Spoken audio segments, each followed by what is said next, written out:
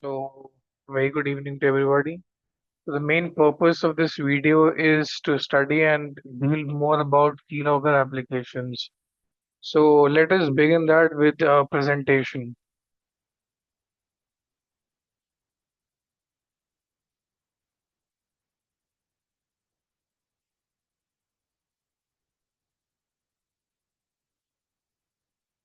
So basically, a keylogger is an application software that is used by hackers and threat actors because this application allows us to record our keystrokes on the computer. As we record the keystrokes, through these keystrokes, we can eventually gain access to personal and private details of somebody else, generally the customers and other individuals. We don't want the sensitive data of such customers from a company's point of view to be exposed so easily. And with the help of these keyloggers, the threat actors and the cyber criminals, they can use your accounts after accessing them. They can exploit your money, your resources, your credentials, and etc. Now, there is generally a defensive security system. To assess the vulnerabilities in a system, there are two possible ways. One is the offensive security, and second is the defensive security. Defensive security is when you basically assess the vulnerabilities from a third person point of view. That means when the incident occurs, then you try to assess what exactly is the problem and how to deal with it in the future. However, in an offensive security mechanism, we first act as a cyber criminal ourselves and we try to like introspect all the possible vulnerabilities or whatever events or acts that we can do as a cyber criminal to the keylogger application. So we are first pretending ourselves to be a hacker to remove the vulnerabilities and faults from the system so that whenever there is an actual threat, it isn't of significant importance. Now, this keylogger application that I have designed is first of all in Python using the PyCharm interface. So Python, as we all know, is a case-sensitive, high-level language requires proper implementation and declaration of functions and iterations and a lot of other aspects too. Here in this code, we have utilized the concept of functions, libraries, packages, and function calling and declaration. Now, PyCharm is the IDE of Python.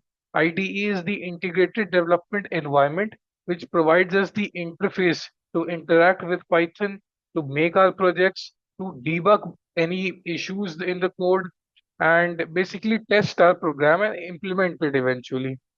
And in PyCharm, Python offers many various applications, such as the PyInput library that we package that we will be using eventually. Now, this PyInput package is quite important because it is basically a means of communication for us and the hardware devices. Using the PyCharm PyInput package, we are able to control and monitor the functionalities of the hardware devices, such as keyboard, mouse, etc. Now there are basically three major modes of operation in Python. The files can exist in read mode, write mode, and append mode. Read mode is basically when you already have an existing file in Python and you just want to view the content of the file. You cannot write anything in the file, you just want to see what is stored in it. If you want to write in the file, you can use the write mode, which is represented by small w. But in the write mode, the drawback is that whatever previous content that you have already stored in the file, that will be lost once you start writing new content in the file. To avoid this, we use the append mode, generally represented by apostrophe A. So this append mode allows us to write in the file without losing the previous content. And there is basically a keyword that we use with all of these modes of operation, which is called the with. And this with basically allows us to handle the file operations like opening, closing automatically. We don't need any human interference in that. So this is the major code that I have written, which I will now discuss in terms of how we have executed it on the PyCharm interface and its execution.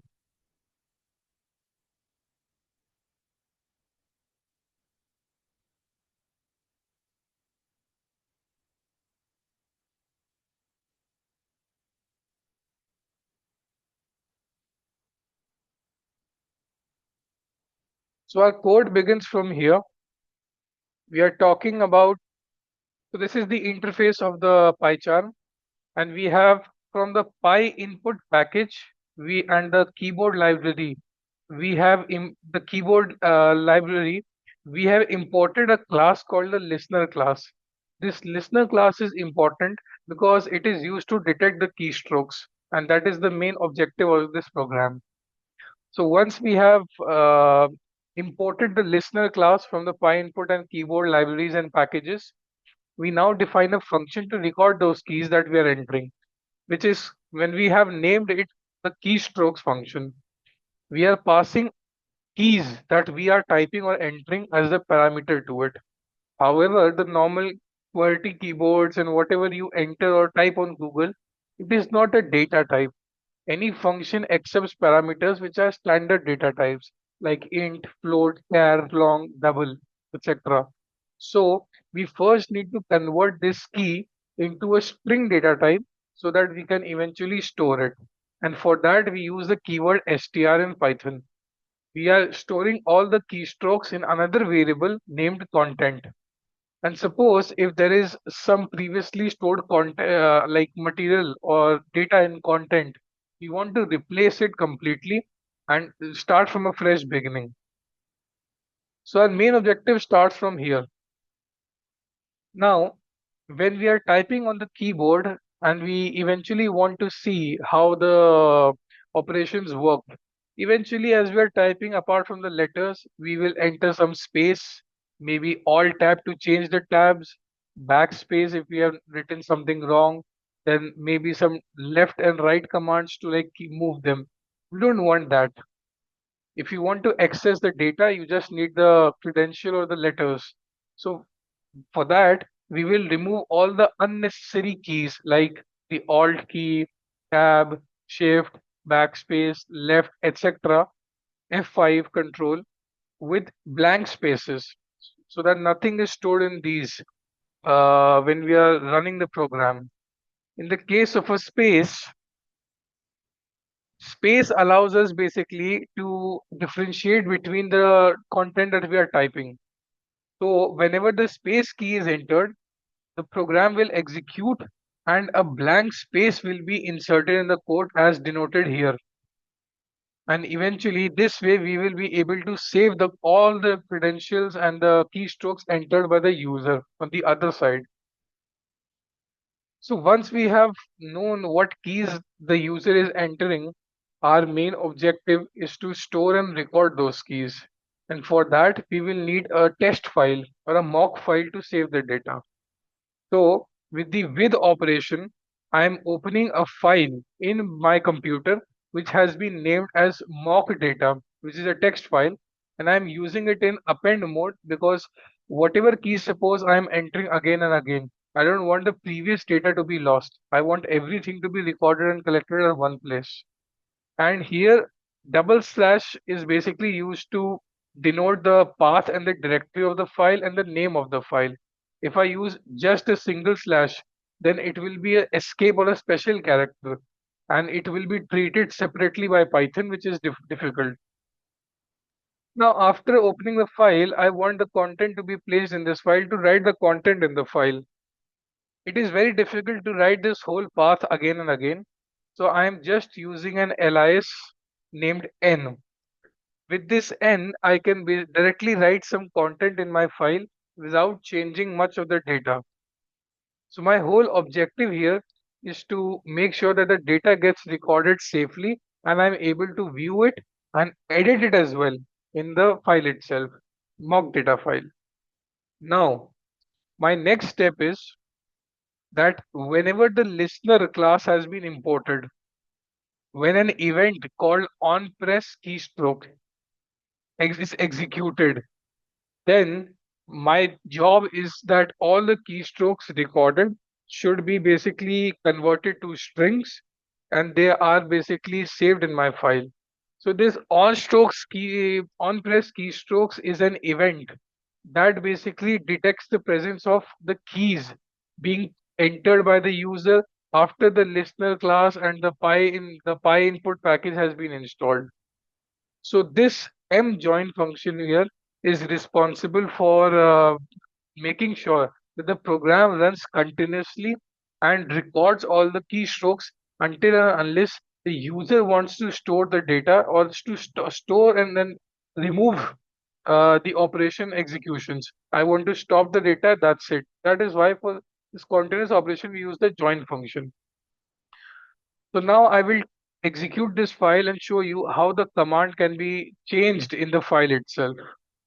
So from this run control 5 button, I will run the program.